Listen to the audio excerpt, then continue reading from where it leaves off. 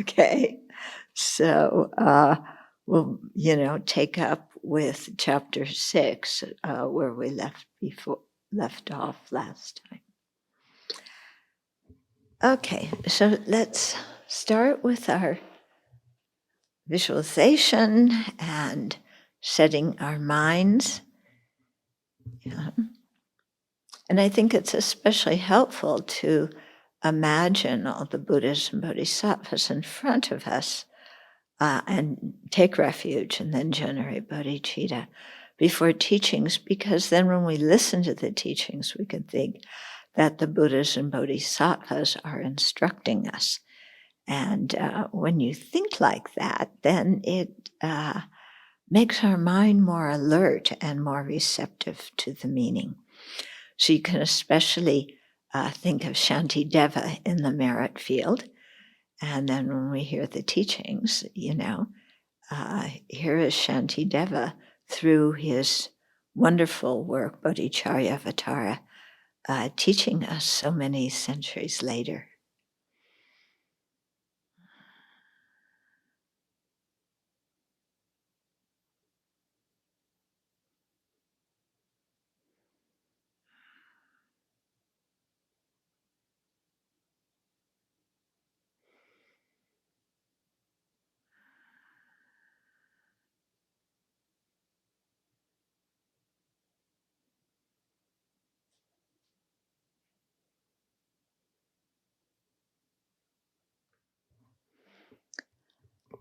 So let's generate our motivation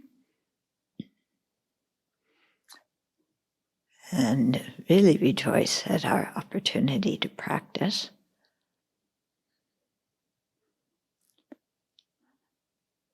There are so many obstacles to practice and so many people who want to do more practice, but they're busy, they don't have enough food, they have to take care of other people or, go to work, or they live in a country without religious freedom where they're in fear of being found out for practicing the Dharma. So when you consider what's going on in the world at this very moment, the fact that we could wake up this morning, do our practice, offer food at the time of breakfast, and then come to teachings. Wow, when do you get this kind of easy opportunity to be able to learn and practice the Dharma?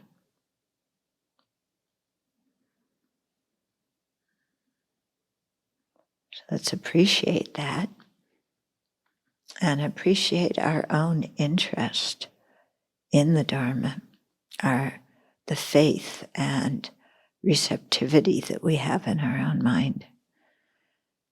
And then let's go forward in our life with compassion for all sentient beings and the bodhicitta aspiration for full awakening and a happy mind.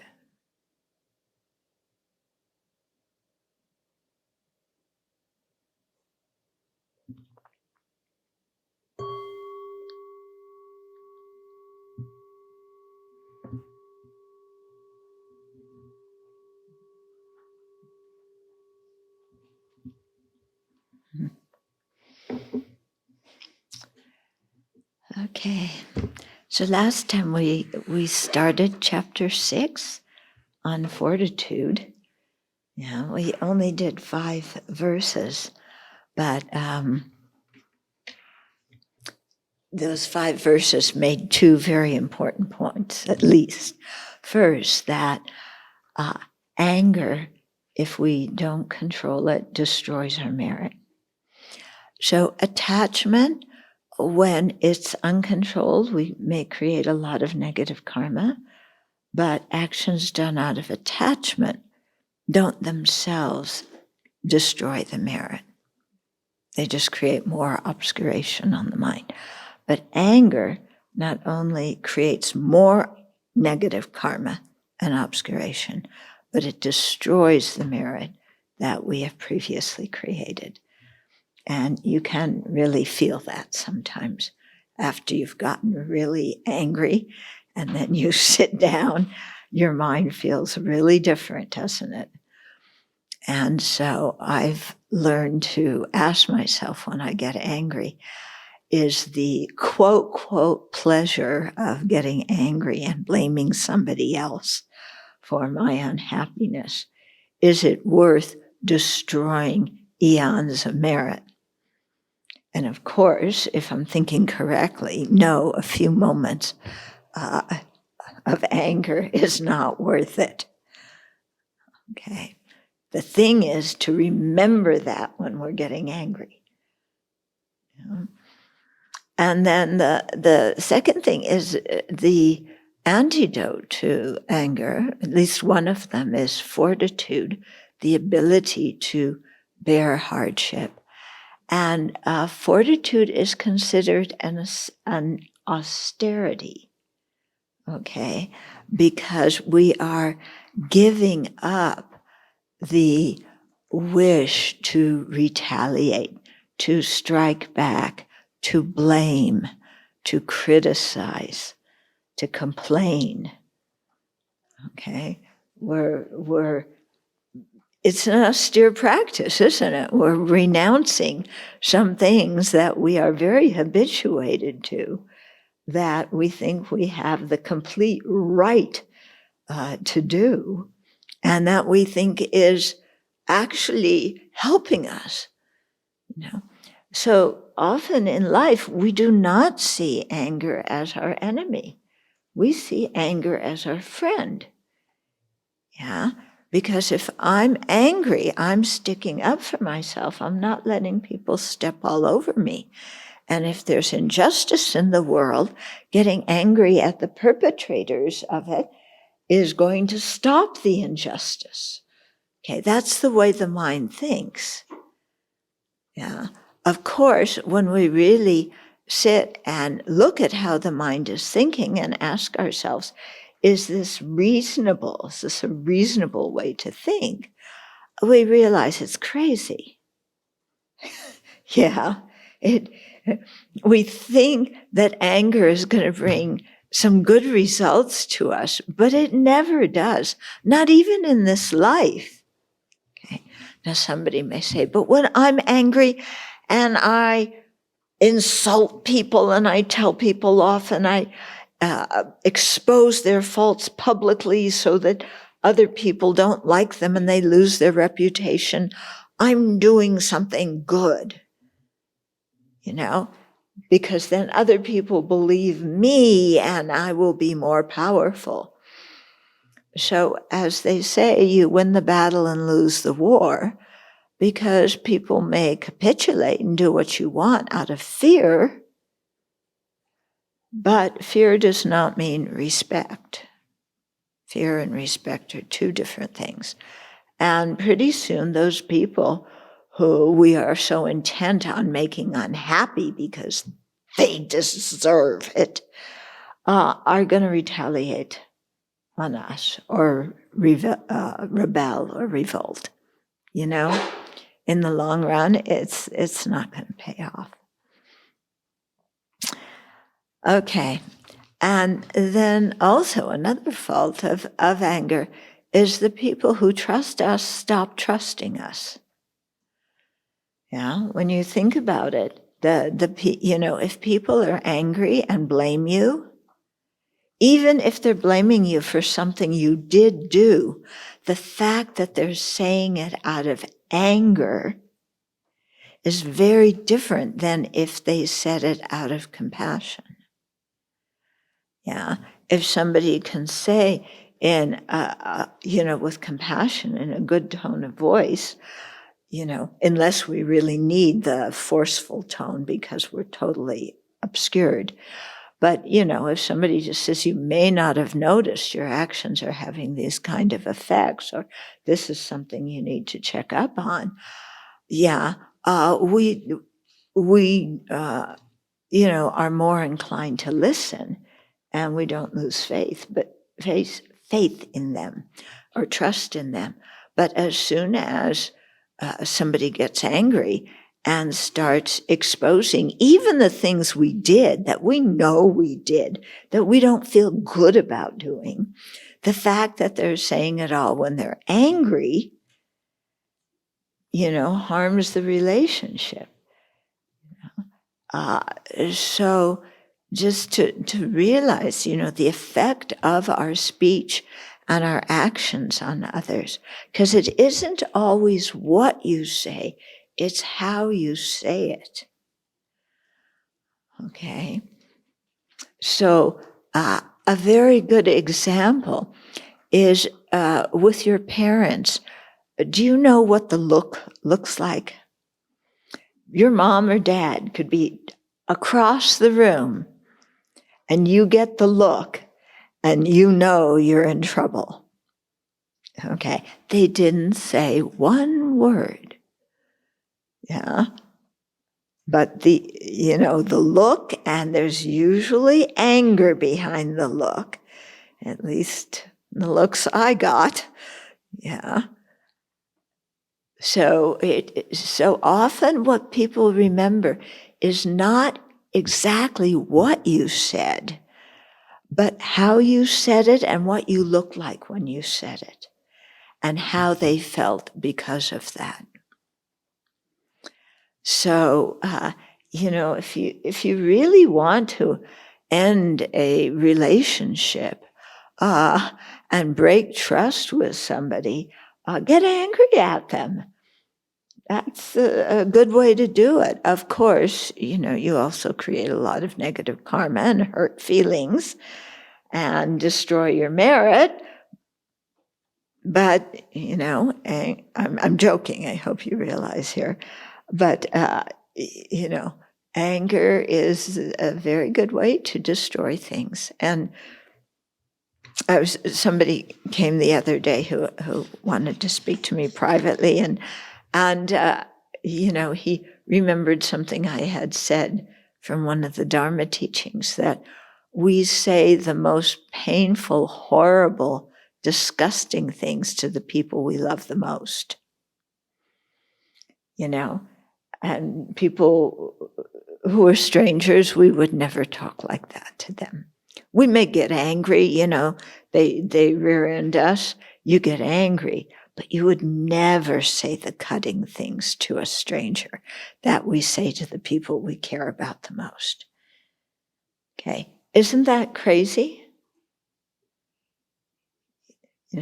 Does that sound true for you? Yeah. So, it's really crazy. And then we break trust with the people that we care about the most. And we take them so much for granted that we think that they should just get over it after 5 minutes and not feel hurt and be just as loving as they were before. But they don't. Just like we don't if they get mad at us. So it's something really to pay attention to. Yeah. Okay. So verse 6, Shantideva says, hence the enemy anger creates sufferings such as these, but whoever assiduously overcomes us finds happiness now and hereafter.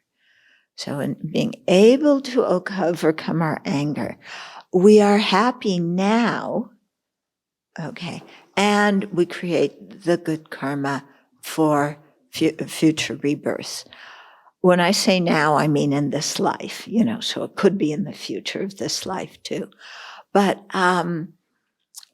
overcoming anger does not mean we suppress it. Yeah, if we suppress it, it usually comes out in some other way. So to overcome it, we have to see its disadvantages. We have to understand that it is based on misconception, that anger is not a realistic state of mind. Okay, that second part I know for myself is incredibly important, because as long as I believe that I am seeing things correctly when I'm angry, then I have no impetus to stop my anger. And even if I think, oh, I'm angry, I should apply antidotes and calm myself down, I will not apply those antidotes if I am convinced that my anger is seeing the situation accurately. Okay? So that's when we see the antidotes go out of the window when we're angry, because we are so overwhelmed by the anger and so sure at that moment that what we are perceiving is an objective reality out there that, of course, everybody should see in the same way we see it, because we are seeing the objective reality. And the person we're mad at, one of the reasons we're mad at them is because they're not seeing reality, and we are. Of course, that person looks at us and thinks the same way, that they are seeing an objective reality, that we're the one who's being obnoxious, and that we're wrong because we are not perceiving the objective reality that they are. Okay? So it all boils down in conflict to the same thing of I'm right, you're wrong, you change.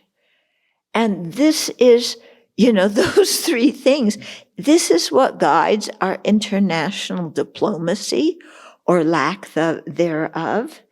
It's what, is behind so much strife in society, behind two different groups. Yeah. And so we can't even talk to each other, because who wants to talk to somebody who is wrong? Yeah, I don't want to hear their wrong views. I just want to make them realize that they're wrong and they need to drop their wrong views. Okay, so we make no attempt to really understand what is lying behind what the person thinks and feels. Okay, and then, that stops the communication right away. Okay, and that's why I think NVC is so good, nonviolent communication, because you're trying to understand what the other person feels and what they may need. And we're also trying to understand what we feel and what we need, because very often we're not aware of what we really need, and that is what is behind our anger. Or we're aware of what we need, but we expect the external world and the people in it to meet our need. And I think what NVC and Buddhism are also together saying is, how about if we learn to meet our own needs? And how about if we question if we really need what we think we need, and if our needs are actually reasonable, or if they're totally bloated and misconstrued. Yeah, because often we will say, I need you to do X, Y, Z. That is not what we need. That's a command we're giving to the other person. What if we look, what we may need is, I need cooperation. Okay, that doesn't mean the cooperation has to come from that person. Okay, we can often meet our own needs, or at least lessen those needs. Maybe we don't need the degree of cooperation that we think we need, because in our mind, cooperation means they give up their stance and do what we want. That's not cooperation. Okay. if we want cooperation, cooperation takes two people. If we say, I want cooperation, meaning you cooperate, but we're not willing to, then we're not really asking for cooperation. We're asking for capitulation. Okay. So we should be more honest. I want you to capitulate. And see that I'm right and you're wrong and you're being rude and inconsiderate and you're not listening to me and you don't understand me anyway and you never have. Oh my goodness.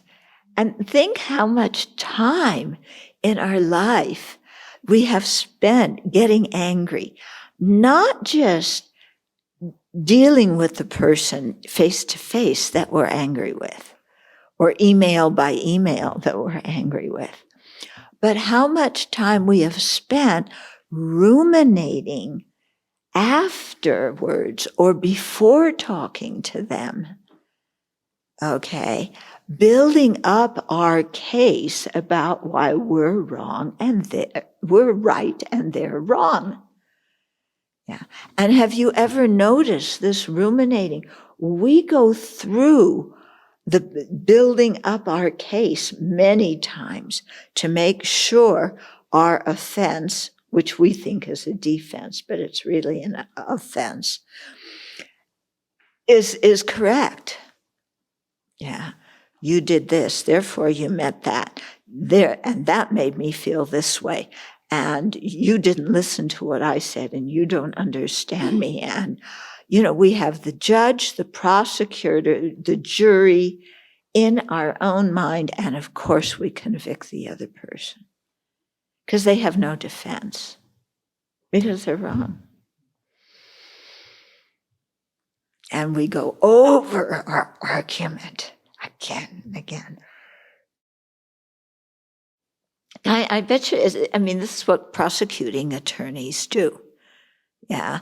They do all their research and then they rehearse their argument because they're aiming for a conviction.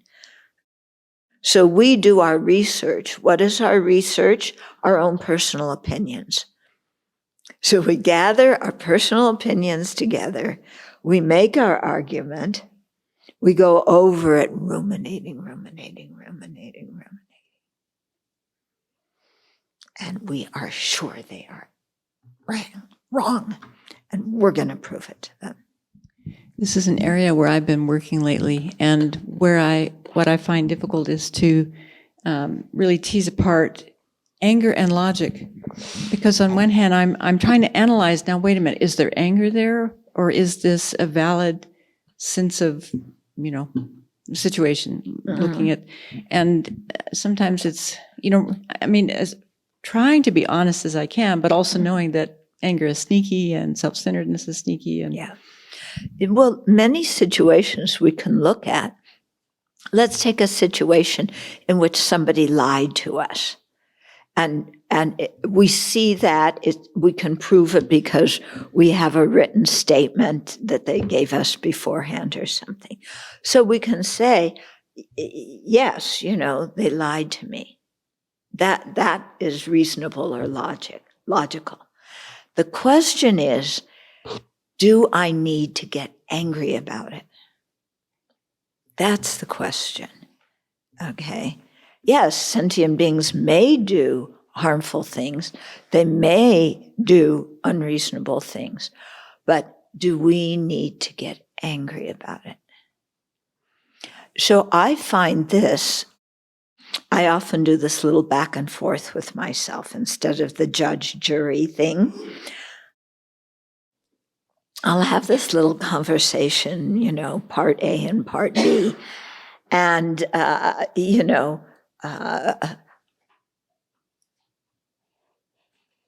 sometimes I play part A, sometimes I play part B, but one of the signs says, so-and-so did this. And they said they weren't going to do it. I have it written down. They sent me an email or I have it on recording. And they didn't do it. They didn't follow through. They blew it. Okay? So that is true. Then the other one says, so why are you angry? Well, because they they lied to me and that's insulting my integrity. And, why do they need to lie? They can just tell me the truth. And then this one says, yeah, so why do you need to get angry at them because they did that? Well, you don't understand, they're just really being totally inconsiderate, beyond human manners. Yes, sentient beings sometimes act beyond human manners. Why do you need to get angry at them when they do? And I'll go back and forth with this. And, the question that I ask myself is always, okay, that may have happened, but why do you need to get angry?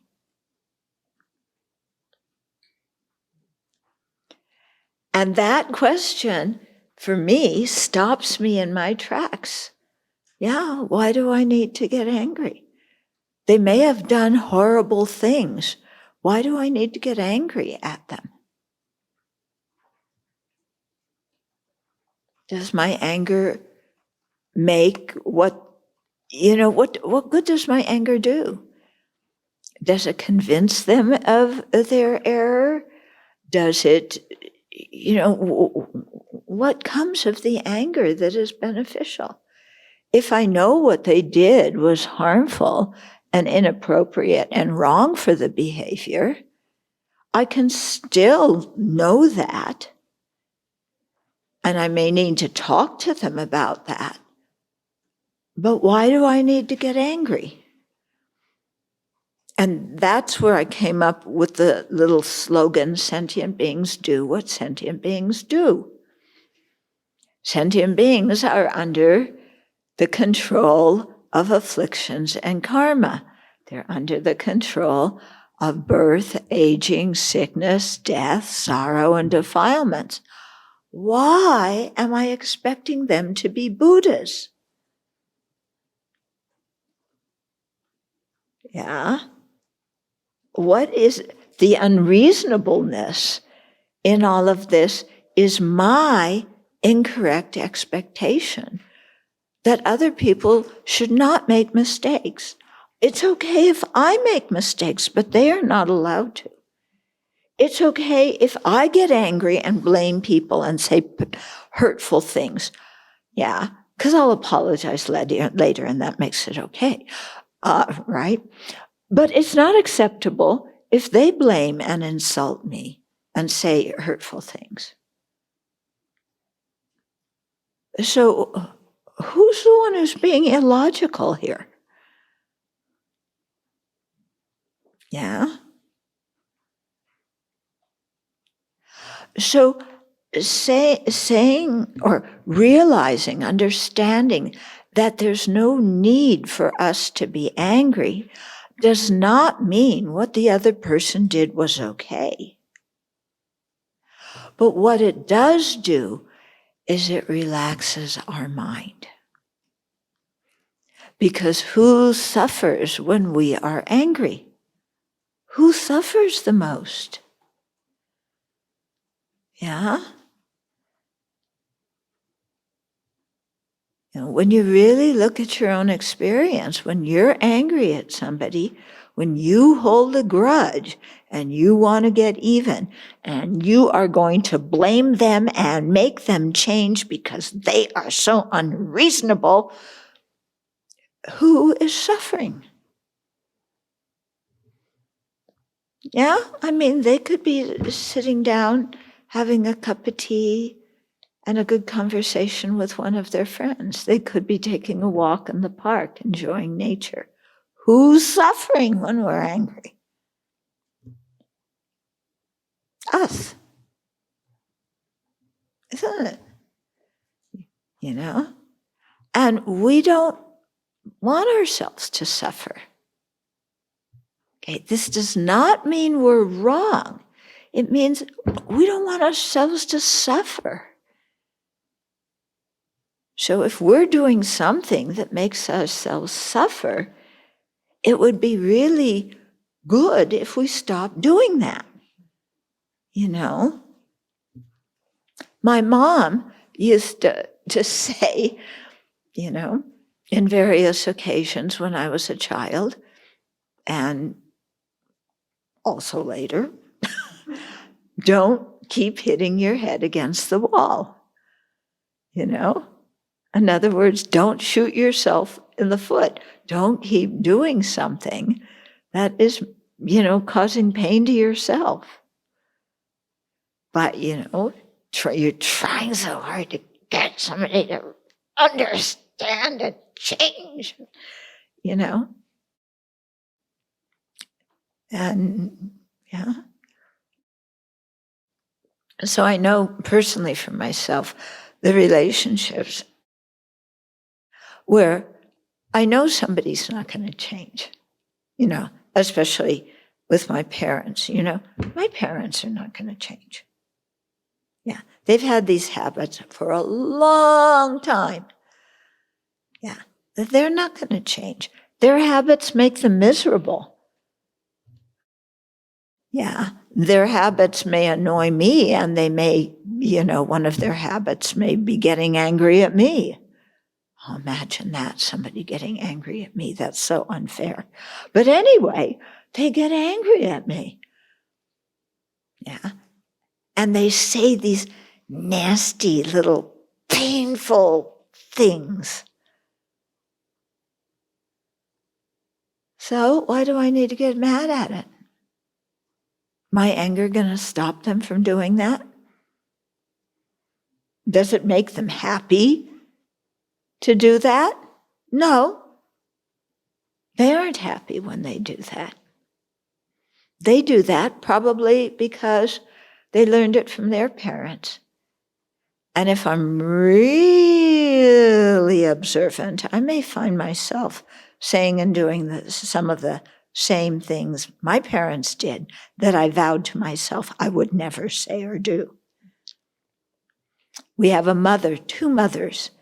Do you say things to your kids that you vowed when you were younger you would never say to your kids because they were said to you? Yep. And you? I'm not recalling right now.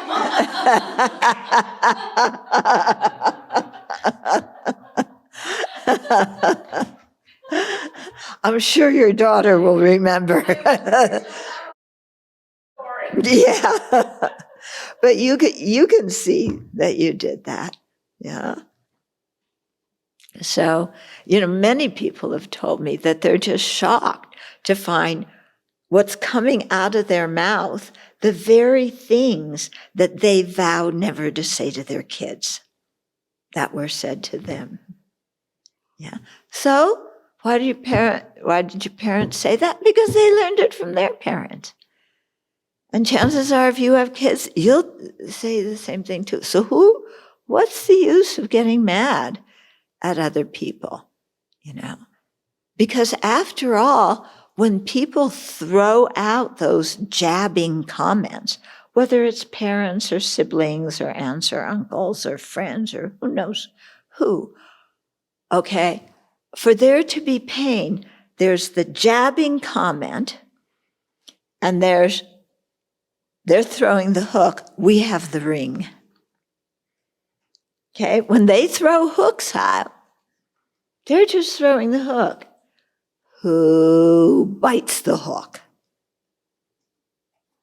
Us.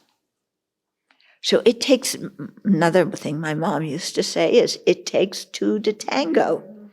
Yeah, you heard that one too, huh? And it really does. It takes two to tango. You don't do the tango by yourself. Yeah? So if somebody's throwing out the hook and we bite it, we're participating in the whole thing. So then what we have to do is stop and say, why am I biting the hook? Well, because I'm an adult and they're disrespecting me and And then again, you do the thing. Okay, they may be doing that. Why do you need to bite the hook? Why do you need to get upset because they're doing that? Well, really, I am an adult and I can think for myself and they're treating me like a 5-year-old. Okay, why do you get mad? Okay, and you keep questioning yourself. You keep doing that until your mind finally gives up and says, yeah, there's no reason for me to get mad, and there's no reason for me to bite the hook. Yeah, I don't need to bite the hook. Yeah. I just remember something. Okay. No, say it. Come on. It finally clicked. Okay, say it. I think I was at my worst when I was teaching her to drive. And I kept on thinking that she just couldn't do it right. And I was a terror. I was holy terror. And she was so afraid to get in the car with me because it was just not a learning experience. It was mom screaming about all the things that she was doing wrong.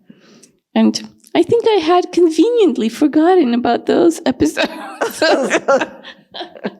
Is that how you learned to drive too?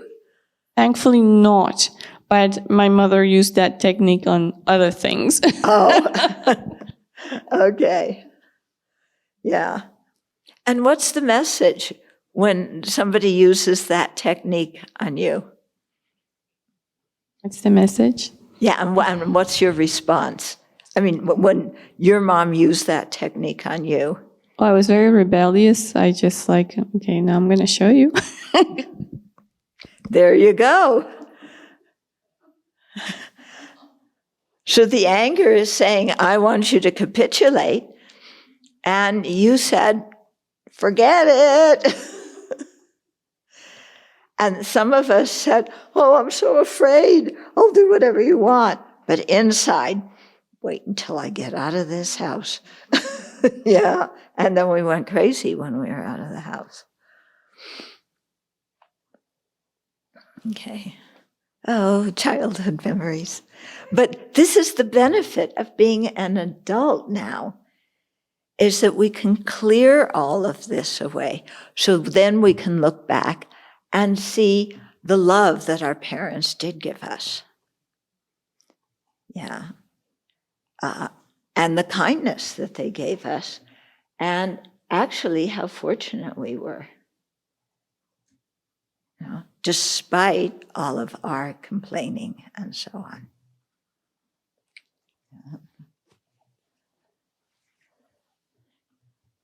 Yeah. Not that we were necessarily easy kids to bring up.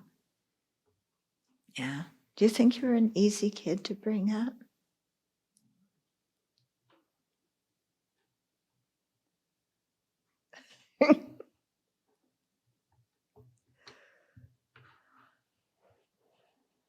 Yeah, when I was good, I was definitely an easy kid. Good means when I did what they want. Okay? When I didn't, then they had a handful.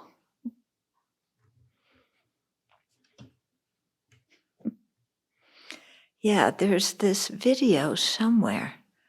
I don't know if I have it. Maybe my brother has it, or my sister, of me throwing a temper tantrum. Yeah, when I was 4 or 5 years old. Yeah. So what do you do with a kid? You know, what did they do? They brought me a present, expressing their love. They brought me new skates, expressing their love. What do I do in return? I have a temper tantrum. Because the skates they were the old skates, not the ones that were a shoe that you put your foot in, but that hooked onto your shoe, and they wouldn't stay hooked. So here's my parents giving me these skates, wanting to make their child happy. And what do? You know, that must have been really fun for them having me as a kid. Okay. So it's very good to, do some research on our way of thinking and responding and our habitual ways.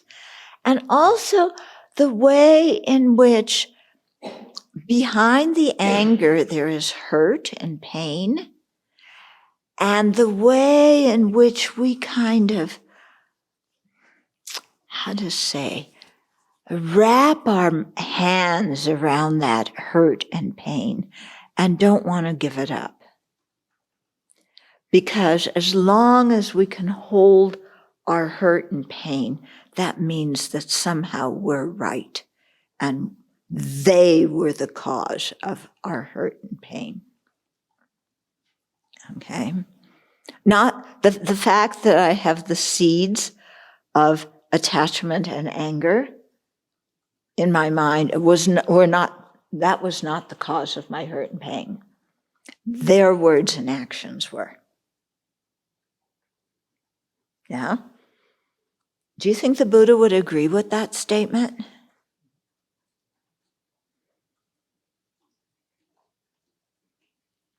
No, of course not. Yeah. Why do we get angry? We have the seeds of anger. Later on in this chapter, Shantideva says something to the effect of, other people may beat you and cause you physical pain, but you can't blame them for that pain because having a body is your own responsibility. If you had practiced better in previous lives, you wouldn't have a body that was so open to pain, and you wouldn't have the karma to experience pain. Of course, none of us like to hear that, do we? Yeah. That we have some role. Because then we get into guilt, self-deprecation, and that's a whole other painful thing. So we go from blaming others and feeling justified because we feel hurt, to blaming ourselves and feeling justified because we're such awful people because we should have practiced the Dharma better.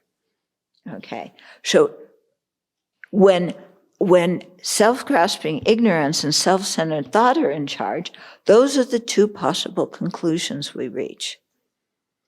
Are either of them reasonable? Yeah. Both of those conclusions are totally out of touch with reality. Yeah. So this whole thing, we are so into blame and fault. Yeah. And I think all cultures have it, but it seems to me there's something special about theistic cultures where blame and fault, are really emphasized. And guilt. Yeah. And so we're trained, every episode that happens, we see through who's to blame, whose fault is it. And that's how we look at something. We never look at a situation and say, what are all the dependently arising factors that created this? Not only the factors that occur in this life, but all the factors in previous lives that created the karma for this to happen, and that created the cooperative conditions for that karma to ripen. We don't look at a situation as a really complicated ripening of so many different causes and conditions. We want to see it as one thing, okay? And we blame. It's one person who bears responsibility for this. That's it. Okay? And that's totally not reasonable. Okay? So if we can free ourselves of our own unreasonable ways of thinking, we'll be a lot happier.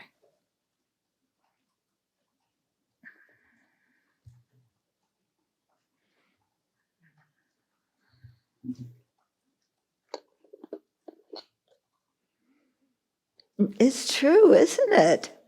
Yeah. Similarly, with all the good things, okay? We just had a couple of weeks of, just even look yesterday, the ordination. Yeah. There was a verse at the end of the ordination, no one is not happy when encountering the Buddha. Yeah, remember that verse? It's towards the end of it. Can you chant it? Do you remember it? Yeah. Okay. Anyway.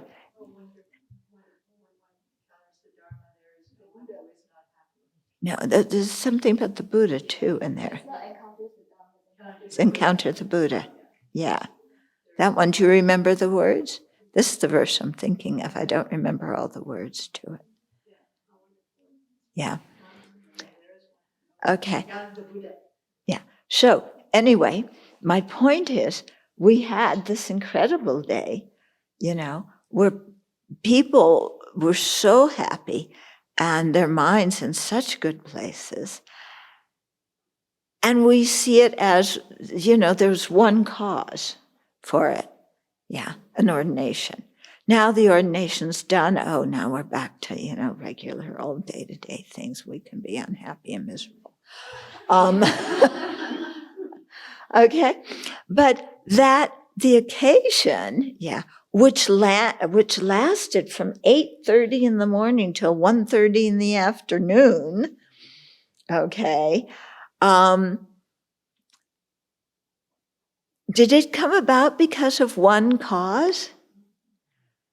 No, there were so many causes, and causes that each one of us created. Yeah, not just the people who were ordained, but the people who were ordained multitudes of causes to have the opportunity to become anagarikas, to become a shikshamana. Yeah, multiple causes. The people who were there to witness it, multiple causes. So much was bearing fruit yesterday. And every single incident or event in our life is like that. So many causes and conditions coming together. And, this is a function of our ignorance that we don't see that. We talk about dependent arising, but in our life, we don't necessarily see things as dependently arising. Yeah. If somebody does something well, that person is excellent. Yeah. What about all their teachers? What about the people who brought them up? Yeah. What about the good circumstances they had around them so that they could learn? We dismiss all of that. We credit it to one individual, but that individual is a product of so much conditioning. Just as we are products of all of our conditioning. And so thinking, that I am to blame or I am the one who's successful is really not appropriate. It's due to all these causes and conditions. There's no inherently existent I that's there that, is so wonderful. And there's no inherently existent I in the other person who's so terrible. That all of that is just our fabrication. It's scary, isn't it? To think that how much we fabricate. Rejoicing. How wonderful when one encounters the Buddha. There is no one who is not happy. In the past, we have created merit and generated the wish to meet the Buddha Dharma. And now we have obtained great Dharma benefit. So that's it, isn't it? Yeah.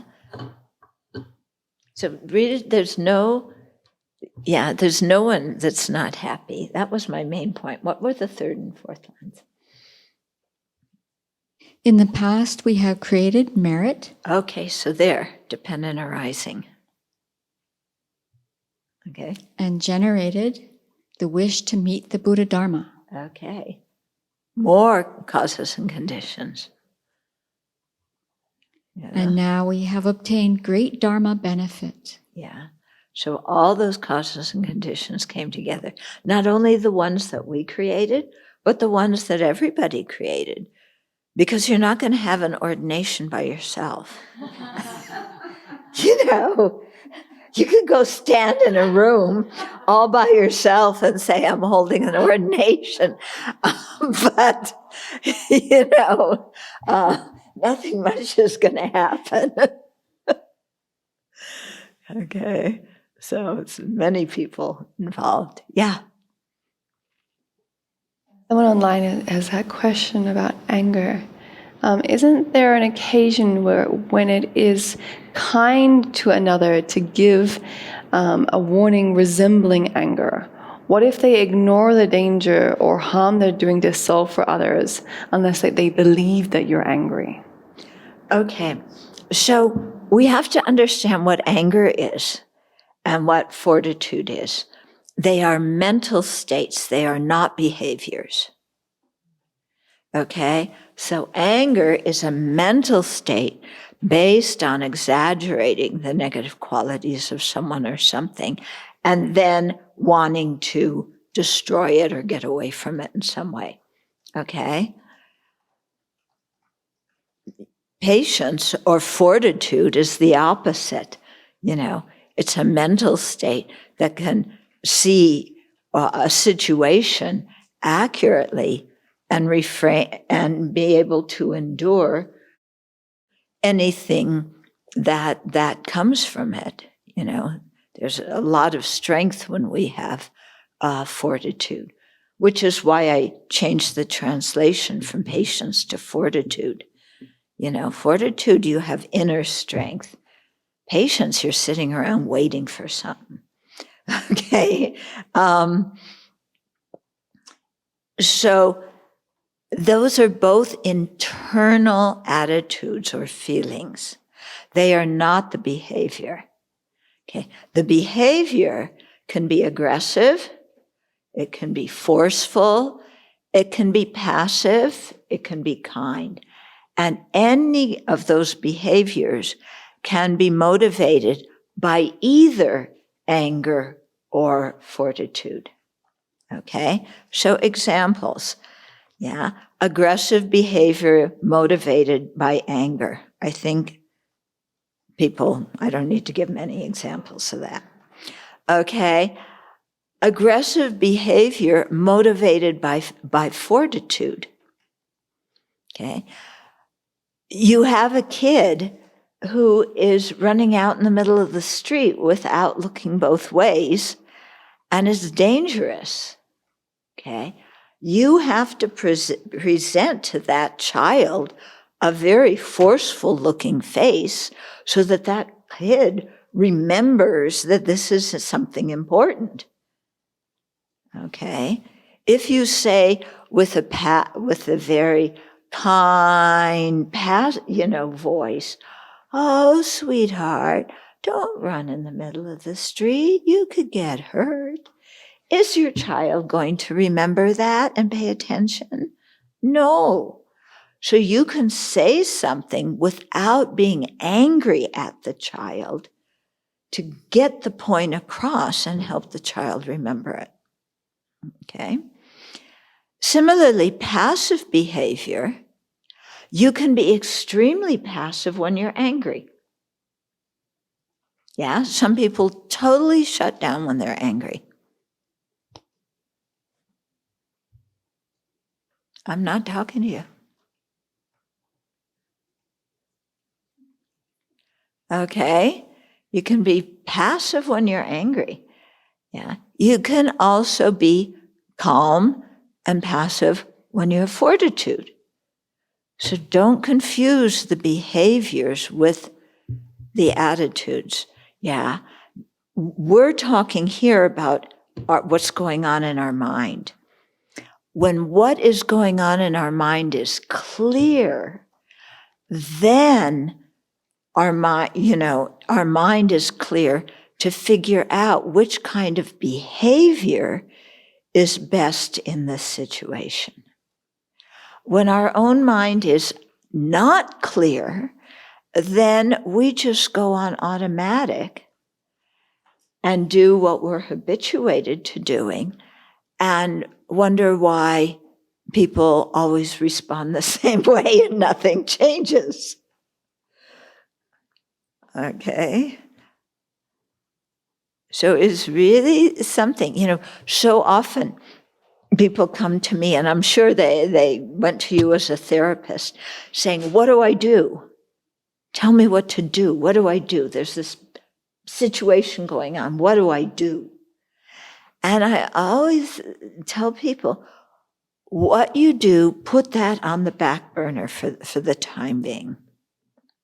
It's not a question of what you do. First, you have to get your mind balanced. Yeah, and get the affliction out of your mind. Then, with a clear mind, you can look at the situation, see what your objectives are, and decide what kind of actions are going to be most effective given that particular layout of the situation to accomplish your purpose. Yeah, but we always want to know what to do. And that's not the first question to ask. It's how do I get my mind clear and calm so I can see the situation without affliction? Yeah. Because otherwise, we all know what happens when we act with affliction in our mind. Yeah. We've done that beginningless times. We all know what happens. Mm-hmm. Follow-up question. Uh-huh. How then to avoid being or seeing patronizing, she just said her follow-up question has been answered, and thank you. Oh, okay. Sorry. Yeah. Okay. Maybe I'll talk a little bit about that anyway. When somebody's being patronizing. No? That wasn't. Well, I want to talk about one. That may not have been her question. Okay. It's my question. It's my problem. Okay. Yeah. When people are being patronizing towards me, it pushes a button. Yeah. I do not like when people are, looking down on me or mansplaining or something like that. Yeah. So, my thing is just again, why do I need to get angry? Somebody's been conditioned by their environment to act in this way. Most of the time, they don't even realize what they're doing because society goes along with it. But why do I need to let that affect my own mood, my own feelings? And why do I need to let it affect my actions by making me intimidated? Yeah. Somebody can be patronizing, and I can still say what I think.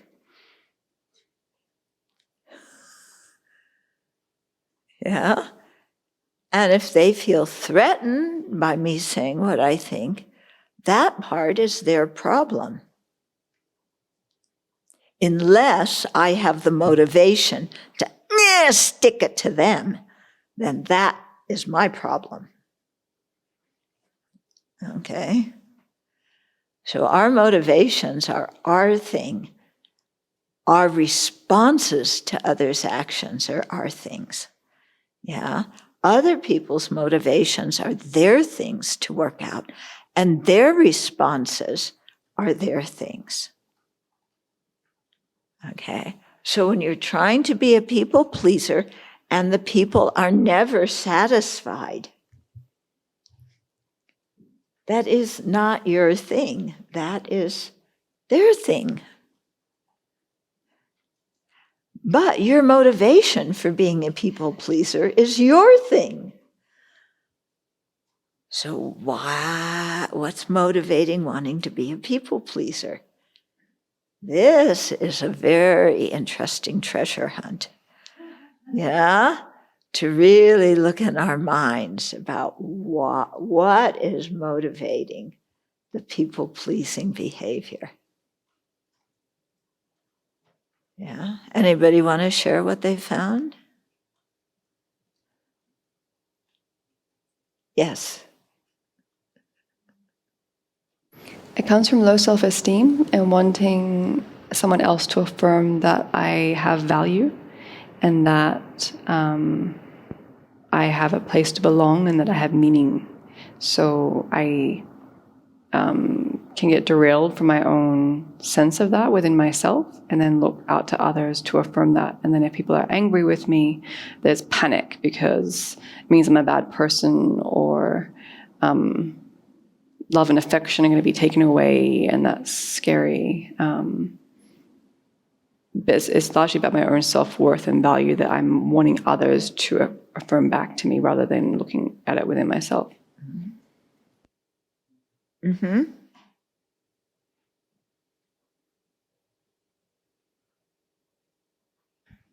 I grew up where people that weren't pleased with you, the kids I grew up with, or the adults' means of disciplining meant that people that weren't pleased with you might hurt you. And so there was fear. And so what? There was fear that caused fear. people pleasing. Yeah, there was fear. And so people pleasing alleviated the danger and the fear. Mm-hmm.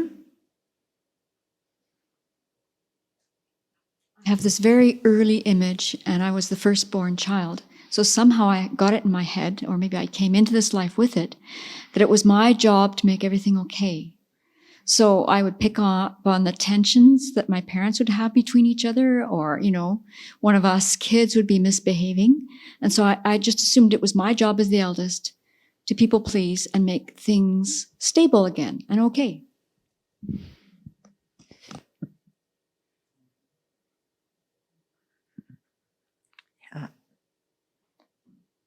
Yeah, I think that, yeah. Mm-hmm. You absolutely cannot let down the people who have been so kind and love you.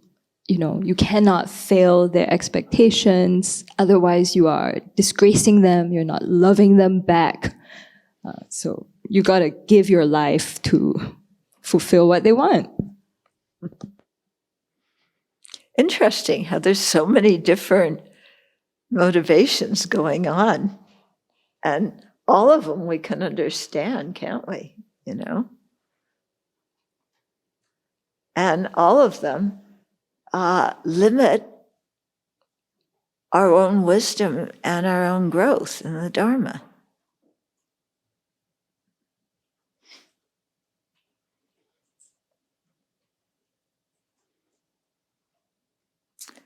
So I think we should have a revolt against people pleasing. Then somebody's going to say, but then nobody's going to be nice to anybody else. No, actually, it'll be the opposite. If we revolt against people pleasing, then people will be genuinely kind, genuinely loving, genuinely helpful. Don't you think? Yeah. So actually, it would be a lot nicer. As far as nonviolent communication, I have to be honest to say that I can see myself sometimes using the feelings and needs list to demand things of people. Those wonderful words, as you said, I have needs for collaboration, shared reality, cooperation, safety. And I put it within the context of basically saying, not only do I have that need, but you have to change the way that you're doing it to meet that need. So this whole new spin now that says, are these needs, first of all, that the world has to meet? Or is it something that, first of all, do you even need? And then second of all, your practice can help you to explore this, because it's an interesting strategy of the self-centered thought to use this very altruistic language instead of the moralistic language to get basically its way anyway. Yeah. So it's saying I need collaboration with the body language and tone of voice that means, and you have to be collaborative. Okay, so the words sound okay, but the rest is conveying that, because that's what's really in our mind. Clarity. Yeah. What? Yeah. So often when I use NVC, I look at the words when I say, I need collaboration. Can I reword that into a verb? I need you to collaborate. Yeah. Because often, or I need, I need safety is different, I need you to make me feel safe. But, to really look when we say any of these words, which are, reasonable needs, do we have behind it in our mind the message that the other person has to deliver it? So maybe my analogy of rewording isn't so accurate, but to really see, like you suggested, what our motivation is, instead of using beautiful language in a twisted, manipulative way. Yeah, and what's also interesting about that is to ask ourselves, do I really have that need? Yeah. I need safety. Well, what's unsafe about what's going on right now? Yeah. Well, I'm afraid that this person is going to criticize me, and I feel unsafe when they criticize me.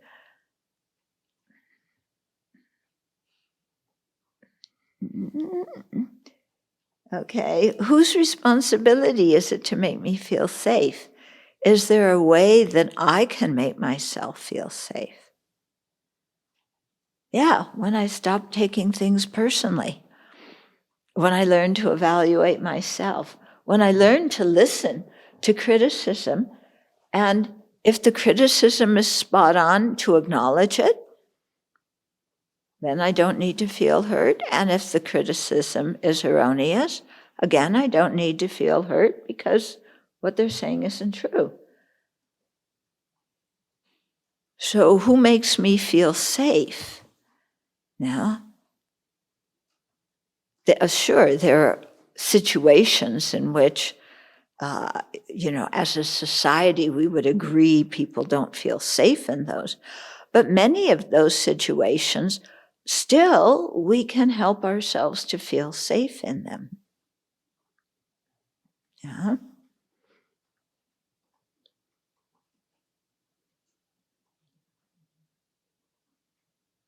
Yeah.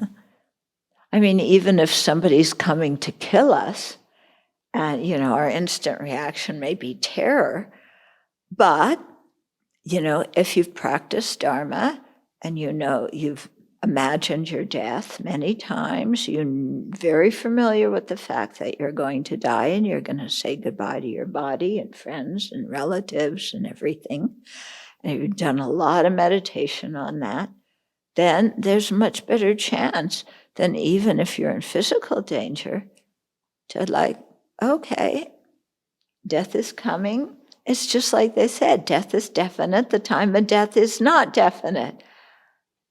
And here it is. So, okay, I've been practicing to have the right attitude, what to do. This is the time.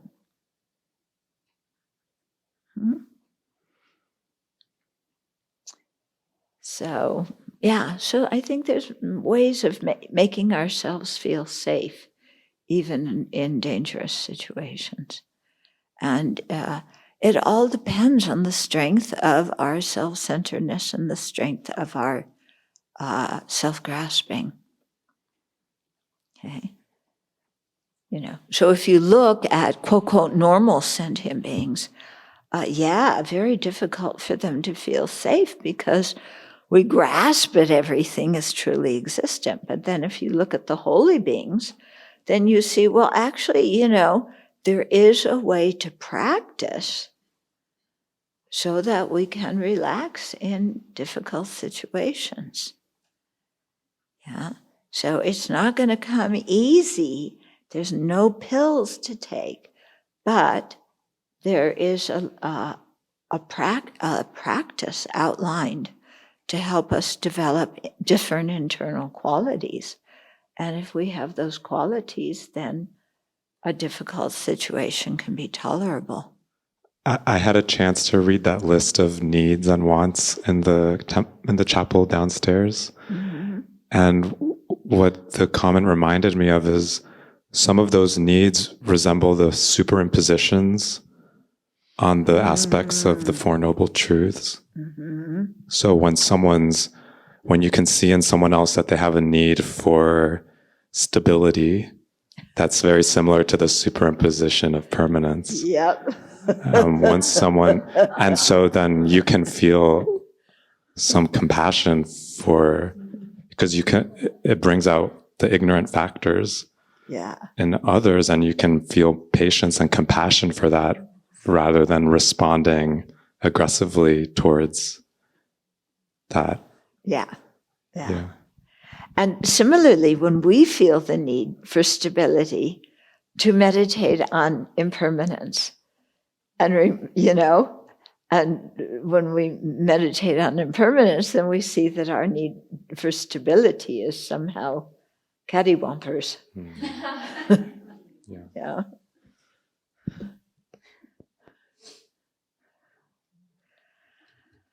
Okay, we did one verse today.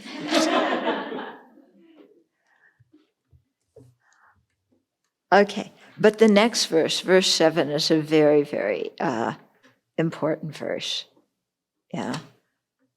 So the next few verses are quite important. We'll spend some time on them too.